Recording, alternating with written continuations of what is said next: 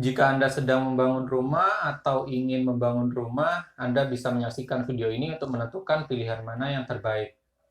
Harian, borongan, atau borongan jasa saja atau borongan total saja.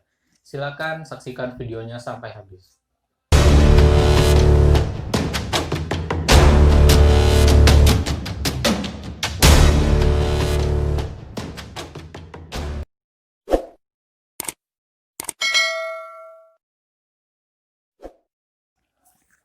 Assalamualaikum warahmatullahi wabarakatuh. Kembali lagi dengan channel saya, Ardian Yofi Pranata.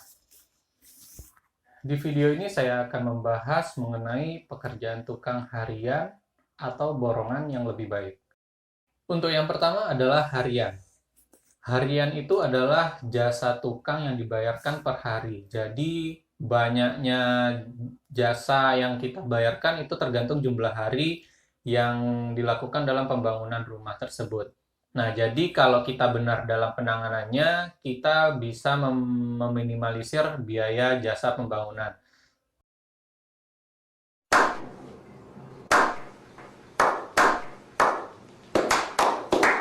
Dan juga kelebihannya yang lain, jika kita tidak puas atau tidak cocok dengan pekerjaan tukang tersebut, kita bisa memutusnya di tengah jalan dan menggantinya dengan tukang yang lain. Untuk kekurangannya adalah biayanya bisa membengkak jika kita tidak mengawasinya. Karena pada dasarnya tukang itu dibayar dengan jumlah hari. Jadi semakin banyak hari pengerjaan rumahnya, semakin banyak juga bayaran tukang yang didapatkan. Nah, jadi tukang itu bakalan terkesan untuk memperlambat pekerjaannya agar harinya semakin bertambah. Maka dari itu, jika Anda menggunakan sistem harian, saya sarankan untuk Anda mempunyai waktu lebih dalam segi pengawasan agar sistem kerjanya tetap berjalan sesuai dengan rencana awal. Dan juga untuk sistem harian ini kekurangannya adalah kita memang sedikit repot di samping mengawasi pekerjaan tukang juga kita harus aktif mencari bahan-bahan bangunan sendiri. Jadi eh, apabila bahan bangunan tertentu sudah menipis, kita harus aktif mencarinya. Jangan sampai bahan bangunan tersebut menipis, kita belum mencarinya. Jadi tukang akan terhambat untuk melakukan pekerjaannya dan jumlah harinya akan bertambah lagi seperti itu. Yang kedua adalah borongan. Borongan ini terbagi dua sistem. Yang pertama borongan jasa saja, yang kedua itu adalah borongan total. Yang pertama borongan jasa. Borongan jasa ini kita borongkan hanya jasa tukangnya saja. Untuk bahan bangunan itu dari kita sendiri atau kita yang menyiapkan. Untuk kelebihannya borongan jasa ini untuk biaya jasanya kita sudah tahu dari awal. Jadi kita sudah bisa menyiapkan kisaran dana yang kita butuhkan. Misal borongan untuk membangun rumah dihabiskan biaya jasa dengan 20 juta.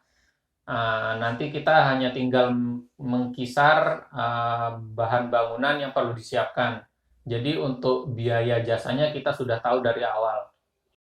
Lalu untuk kekurangan borongan jasa ini adalah tukang itu biasanya terkesan terburu-buru untuk menyelesaikan pekerjaannya.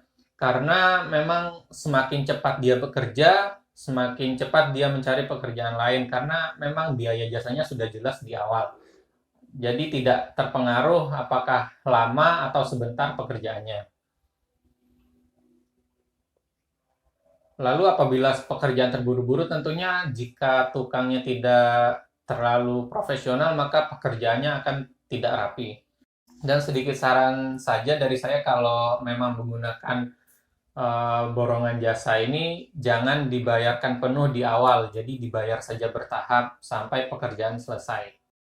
Lalu yang terakhir adalah borongan total. Borongan total ini adalah biaya jasa, biaya bahan, dan bahannya apa saja itu semua ditanggung oleh tukangnya. Jadi semuanya itu kayak sudah disiapkan oleh pihak tukangnya. Jadi kita tidak usah mikirkan. Jadi kelebihannya kita tidak usah memikirkan, tidak usah repot-repot mencari bahan bangunan, kita hanya tunggu saja dan menerima beres. Dan juga kelebihan lainnya kita tidak usah mengawasi karena memang jika mereka sudah ada lead time-nya sendiri. Jika mereka terlalu lama mengerjakan, yang rugi mereka sendiri, seperti itu. Terus kelebihannya harganya sudah pasti di awal. Jadi misalnya untuk pembangunan rumah kita pakai sistem borongan total dan sudah deal-dealan misalnya harganya 100 juta. Nah, ya harganya 100 juta itu yang kita harus siapkan. Kita udah nggak perlu memikirkan biaya lain-lain. Terus untuk kekurangannya tentunya harganya lebih mahal. Karena tukang juga biasanya sih tukang itu juga mengambil keuntungan dari biaya bahan bangunan yang mereka pakai. Dan kisaran saja kalau menggunakan sistem borongan total ini untuk deal-dealan di awal lebih diperjelas, lebih detail. Misalnya pakai semen merek apa, pakai pasirnya apa, pakai jenis batanya, bata merah atau batako, atau bata ringan. Pokok semuanya diperjelas agar tidak ada kesalahpahaman saat pembangunan nanti atau saat rumah sudah selesai. Nah, kesimpulannya intinya itu semuanya itu mempunyai kekurangan dan kelebihan, baik itu sistem harian, borongan jasa atau borongan totalnya. Tergantung tergantung kita berada di kondisi seperti apa. Misal, kalau harian itu biasanya cocok untuk pekerjaan yang kecil. Misalnya cuma bangun pagar atau bangun dapur saja, itu cocok untuk sistem harian. Dan juga apabila kita mempunyai banyak waktu luang untuk mengawasi pekerjanya. Terus untuk borongan total, itu lebih cocok apabila kita tidak punya waktu untuk mengawasi atau mencari bahan-bahan bangunan, dan juga kita punya budget yang lumayan seperti itu. Nah, terus yang borongan jasa saja ini yang di tengah-tengah sih menurut saya. Kalau borongan jasa kita sudah tahu biaya jasanya dari awal dan kita juga bisa mengontrol bahan bangunannya sendiri karena bahan bangunan dari kita sendiri. Jadi untuk kualitas, untuk harga kita bisa menyesuaikan dengan budget kita. Terima kasih telah menonton video ini. Assalamualaikum warahmatullahi wabarakatuh.